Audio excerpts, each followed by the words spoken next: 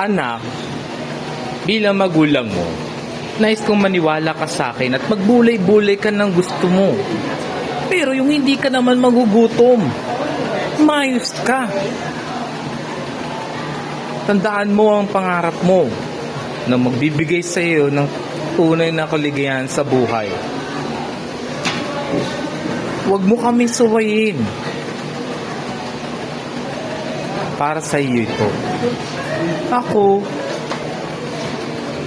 pagkatapos kong maghain at tumulong sa pamilya, lalo na sa kusina, patuloy akong maglalaan sa kanila. Yun ang aking pangarap. Ako naman, nais ko na yung mga bata, sawayin sila at magtuon ng pansin. Magturo sa kanila. At ituro ang mga pinagpapawan na sagay maingatan sila.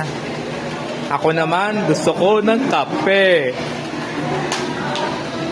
Ako, gusto ko makita ko yung mga magulang ko na mapapagod, sila'y tulungan. At napapahalagaan. Kaya kung ako yung magluluto, maglilinis, maglalaba, masaya na ako. Parehas tayo. Mamimiss ko kayo.